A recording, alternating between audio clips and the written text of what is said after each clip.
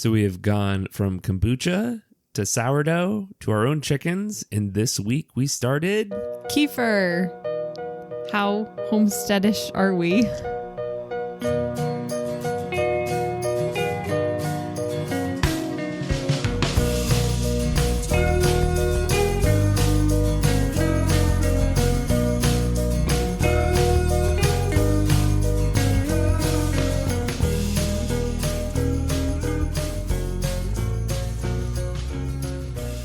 Hey, and welcome back to the Whatever is True podcast. I am Bethany, here with my husband, Jake. Hey, everybody. And today is our next installment of the Valentine's Day mini-series, and we are talking about lingerie. I never thought I'd say that on this podcast. I never thought we would have a conversation like this, sharing it with a bunch of people. There's a whole backstory to this, but today's episode is entitled, Is Lingerie Acceptable in a Christian Marriage? But before we get into that, we want to just mention our sponsors real quick. Samaritan Ministries. As the man of the house, part of my calling as a Christian is to provide for the needs of my family. I'm so grateful for Samaritan Ministries being there to help me do this. We all know how quickly a medical need can arise, whether it be a trip to the ER, pregnancy, or an unexpected diagnosis.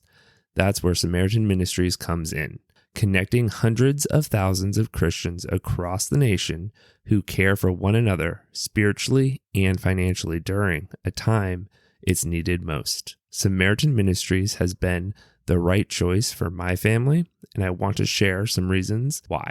One, there are no networks. You have peace of mind knowing that you can go to the doctor you trust, which is especially important when it comes to our holistic mindset. Two, you're part of a Christian community. When you have a medical need, fellow members send money directly to you to help pay your medical bills, and you'll do the same for them, all while praying and encouraging one another. Three, you can join today. Start health care sharing with Samaritan Ministries the day you complete your membership application, which you can do when you visit samaritanministries.org/wavesandlilacs to learn more. And if you sign up now to find out more information, you will receive our ebook on marriage. The website again is samaritanministries.org/wavesandlilacs. Okay, so let me give a little bit of a backstory about how the topic of lingerie came to be an entire podcast episode. Please do. So several months ago, a company called Mentionables approached me about becoming an affiliate for them on my personal Instagram page, which my personal Instagram page is, much more solely women-centered, talking about family, marriage, motherhood, homeschooling, that sort of thing. And this company, Mentionables, sells lingerie, but they don't do it like Victoria's Secret. They're actually a model-free online boutique. And so when they reached out to me, I thought, this is a great concept and I love their stuff, but it's really weird to talk about lingerie on Instagram. But I decided, you know what the heck? Let me try it out. Let's see. And so I posted, I think, one story about this company, and my audience went like crazy for it. And I was shocked. I promote holistic wellness stuff from Rocasa. I sell pro-life prenatals with We Heart Nutrition. I have very wholesome, faith-filled companies. And then along comes Mentionables with lingerie. And I was just blown away by the response from my audience. And so I ended up officially signing on as an affiliate and, share about them regularly, I would say, on my page. I do have a code. It is Bethany for anyone listening who doesn't have it and needs it. But in the process of sharing about it, I received a DM, and it was from a woman, and she was being very, I think, genuine in asking. She wasn't being mean to me, but she said, do you think there's a problem with lingerie? Do you think it could allow the husband or encourage the husband to objectify his wife? And I was a little thrown off by the question because I just didn't expect it, but it made me think through it and realize that there would be some Christians who would not be okay with lingerie. Spoiler alert, we're obviously okay with it. I'm still an affiliate for the company, but we did want to actually dive into this topic and really make sure we understood why we supported it and help answer questions for other people who might be wondering or thinking, is this okay? And we're not going to sit here and say like you must or must not fall on the side that we fall on this topic, but you might come to a different conclusion after this episode. So let's set the stage here. Let's dive into the Bible and what it says about sex to begin with. 1 Corinthians chapter 7, verses 3 through 5 says, "The husband should give to his wife her conjugal rights, and likewise the wife to her husband. For the wife does not have authority over her own body, but the husband does. Likewise, the husband does not have authority over his own body, but the wife does. Do not deprive one another, except perhaps by agreement for a limited time, that you may devote yourselves to prayer, but then come together again so that Satan may not tempt you because of your lack of self-control." So from that verse, we are getting that a husband and wife have a sexual obligation to one another, to each other, and that their bodies belong to one another. And I love the wording in 1 Corinthians. It would be so easy just to read the first part of verse 4, saying that the wife does not have authority over her own body. But then immediately it says, likewise, the husband does not have authority over his own body either. And so there is this mutual ownership. Right, exactly. And so it's not elevating a husband over a wife or a wife over a husband, but it is making them equals in the bedroom. And I think that's really important, first off, to start off here. Well, and you've got to think about it that we do have ownership over each other's bodies because we are one flesh. So it's a very important concept to have in your mind, especially when we're going into this, especially with the question that you are asked about lingerie, making it to be where the husband could objectify his wife. And we'll get into that a little bit later. But our next verse is from Proverbs chapter 5, verses 18 through 19. And it says, "Let your fountain be blessed and rejoice in the wife of your youth, a lovely deer, a graceful doe. Let her breasts fill you at all times with delight. Be intoxicated always in her love." Now, we know that sex was created for multiple purposes. One of the main ones, if not the main one, is procreation. But as we see in this verse in Proverbs, it is also meant to be enjoyed. And I think that a lot of people miss that reason for having sex sometimes and just kind of lose the forest through the trees. Well, and I think in a perfect world, this is how sex was meant to be and would always be, was a joyful unity between two people. There would sometimes be the creation of a child. But more often than not, it's meant as something for pleasure and enjoyment. You're not making a kid, every week. Time, right. So, that brings us to where does the issue lie then? And so I would say that the issue lies within sin, of course, and that would look, there are many different situations for that. So one would be a husband demanding his wife parade around in lingerie for his own selfishness. So you have the issue of a husband demanding his wife to do something and his wife not being on board with that. And that leads into a husband objectifying his wife. And so I would say that is where a huge issue lies, because the problem is not in the lingerie itself, but you can take anything and you can turn it into something bad. And so what is really taking place here is that this is not something that is being mutually enjoyed between husband and wife. Well, and what I want to know too, in a situation like that, why? Why is the husband doing this? Is it from something that he saw online that he shouldn't have been? Is it something he heard the guys talking about. Like, what is the reason he wants his wife to do this? And is it honoring to his wife, the one flesh, or is it something sinful that he is allowing to creep into the marriage bed? Well, and I think that really plays into a quote that I found on Got Questions while I was researching for today's episode. And it said, a wise and loving husband will never use his wife's submission as an excuse to violate her conscience. That is a great quote. In Ephesians 5, we talk a lot about a woman submitting, but I think we sometimes skip over some verses. And we have verse 21 that talks about submitting to one another out of reverence for Christ. And so when we bring that to the marriage bed, you're submitting to one another, and the husband and the wife are agreeing on this topic of lingerie and how it is used in the bedroom. Right. Like, if I wanted lingerie in the bedroom and you didn't, we would figure out why you don't want it, why I do want it, discuss it.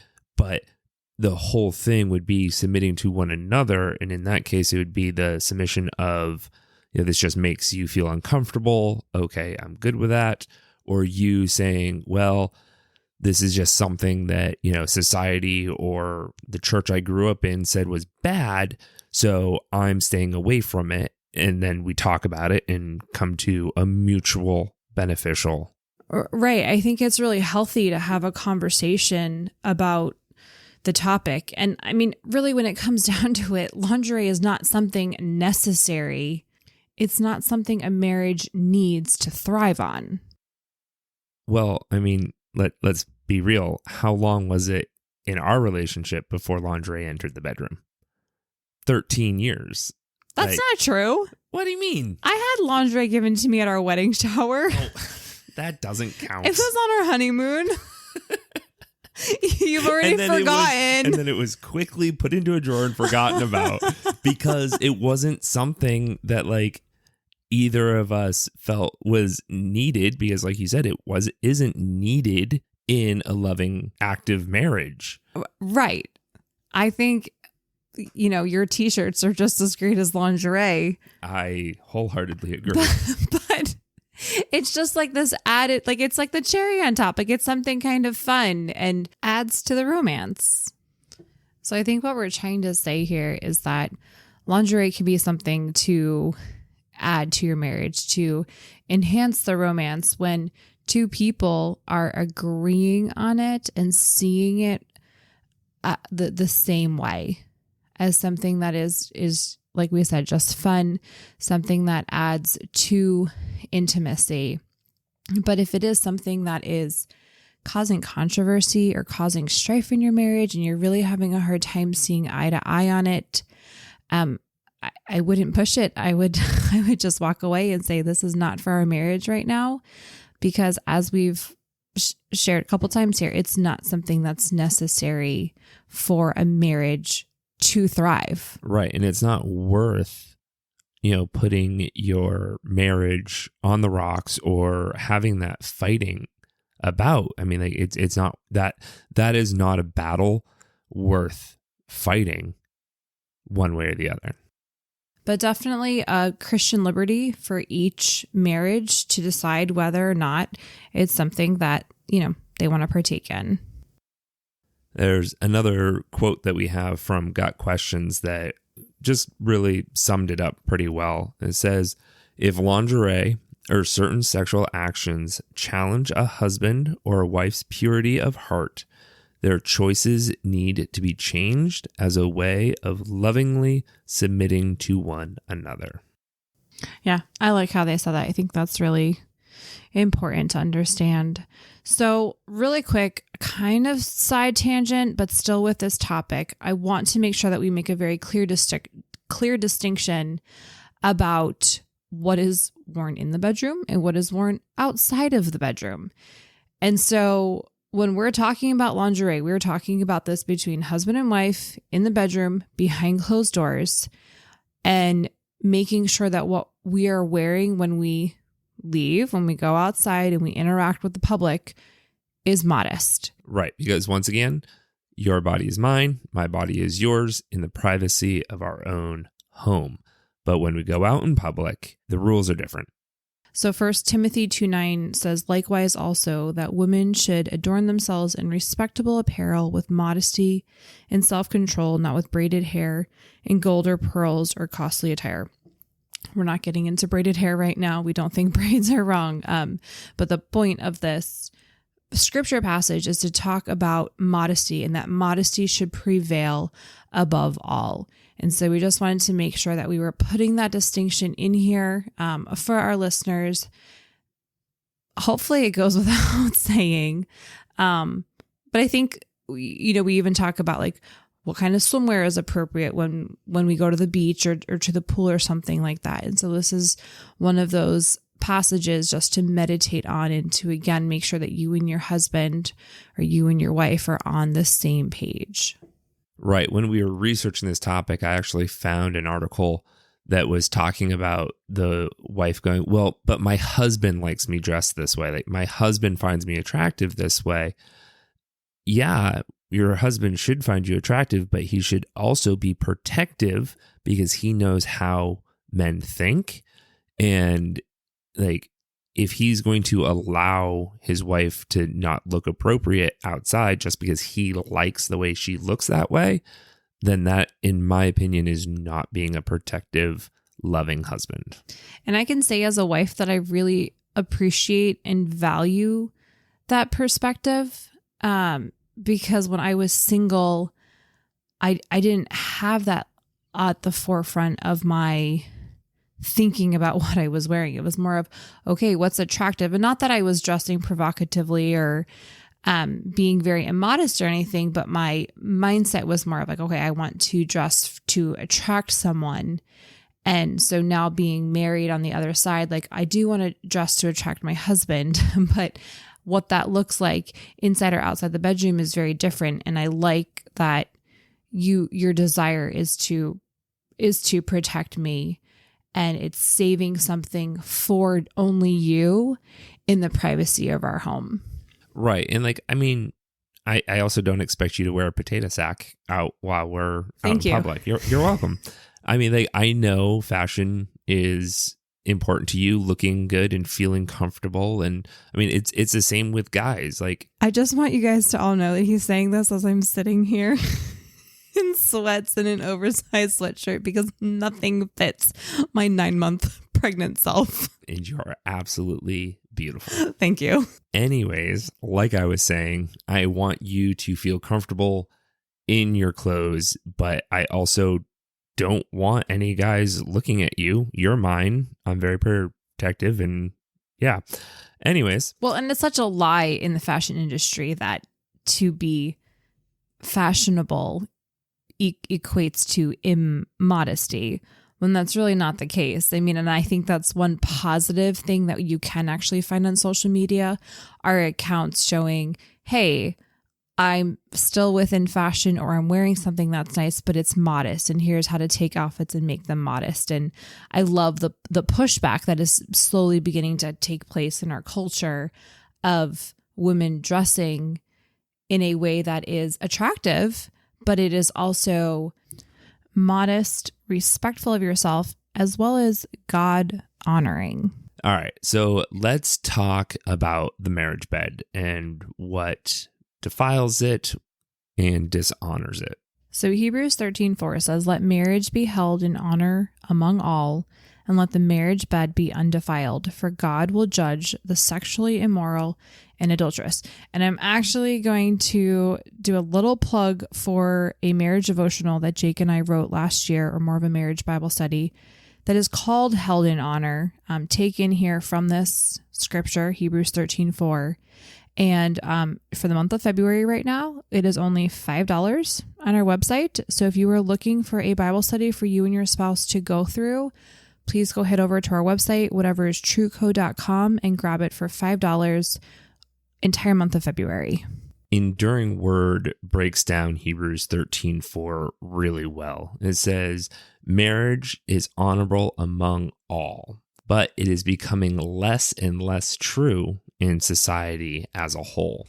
Marriage is being dishonored by divorce, whether it's justified or not. Marriage is being dishonored by living together outside of marriage. Marriage is being dishonored by adultery. It is being dishonored by neglect. And marriage is being dishonored by redefinition. I like that a lot. I like how they broke it down and talked about it. And I mean, it's such a sad but true reality. I'm sure we've talked about divorce statistics here on this podcast at some point, but to also just, acknowledge those other ones of neglect and redefinition has been such a huge one in the last several years. And, I'm prayerful and hopeful that we will continue to get back to defining marriage as the Bible defines it. Well, we're back to 2 genders, so that's a start. We're winning there. Yes. Okay, so we've talked about how sex is enjoyable. We have talked about how it is for a husband and a wife. And it says, like we just read in Hebrews 13, that it is held in honor among all, and let the marriage bed be undefiled. So with all of that in mind, let's talk about some reasons why lingerie has negative connotations. Thank you. You're making me feel like I'm saying it wrong though. No, too. I literally have it pulled up in the dictionary. Connotation. Yes, that's the word. I just can't speak English. That's all. Okay. Okay.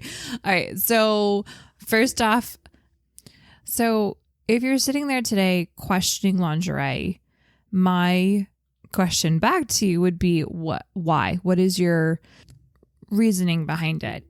And we can have a very vast variety of responses here, starting with legalism and the church side, purity culture, where some people have grown up with a very different view of sex, a very conservative view of sex. And then we can swing to the other side and have a very distorted view of sex due to the secular world and to Hollywood making it look like it needs to be something that it absolutely does not have to be. Do you associate sin with sex?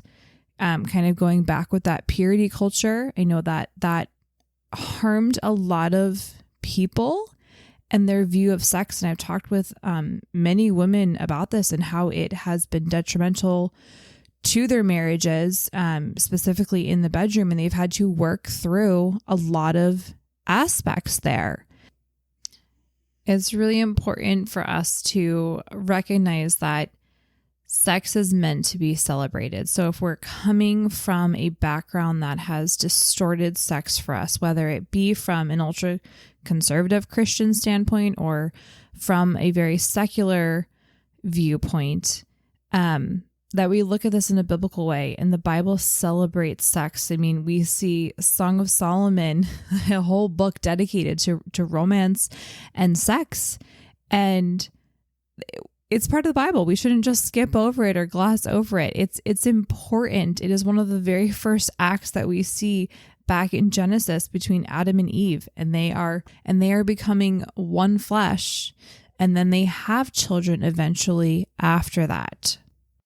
So what we did is we came up with 3 questions to ask your spouse about lingerie. So is lingerie objectifying your body or allowing your husband to objectify you? 2, is lingerie causing a desire for you or your husband to dress immodestly in public? Number 3, are your sexual practices God-honoring, exclusive, loving, each other oriented, unifying, mutually agreed upon? Yeah, so I would just encourage, if you are husband and wife listening right now, you can pause the podcast we only have a couple minutes left. You can talk about this afterwards. Or if just one of you is listening right now, jot these questions down. It's a good conversation to have. It's a healthy conversation to have. Even if you know that you're on the same page, I think it's just something to understand why you think the way that you think, why you have these beliefs regarding this topic. And so we just want to encourage you today and leave you guys with some truths to stand on. And those truths are that our sexuality can glorify God. Our sexuality unites our marriage. Our sexuality was designed by God, and our sexuality is under attack by Satan. So take encouragement today in a world that is really trying to distort this beautiful gift from God. Be encouraged that it's a really good thing to enjoy your spouse, whether it be with lingerie or without lingerie. It is something that glorifies God. And I don't think that that is talked a lot about today, even in Christian circles. I have had women come to me and say, like, nobody talks about sex. Like, I like that you're actually available to talk about this, or that you actually share about it in your stories. And I try to, not that it comes up very often, but I try to not shy away from the topic because I know so many people do. And I think that there's a lot of marriages hurting because sex has not been addressed appropriately in their marriage. Something has happened in the past that is now harming the marriage, and that you have two people who really want to work through it and they don't know how. So we just want to leave you guys with that encouragement. And if you are sitting in a hard and difficult spot right now in your marriage sexually, to please reach out to a mentor or a pastor or a Christian counselor. You can also, if you really have nobody in your life that you know specifically, you can feel free to drop us a line. We're happy to help provide resources. We are not licensed counselors by any means, but we would love to help out in any way we can. Yeah, absolutely. I want to leave you with one encouraging thing too, is there are several studies out there that actually say that Christians or other religious couples are actually the most sexually satisfied couples. And I believe that is because we are having a marriage and a sexual relationship the way God intended it to be. But that wraps everything up. As always, if you want to follow us over on Instagram, we are Whatever Is True Co. Bethany is Waves and Lilacs, and I am Jake off script.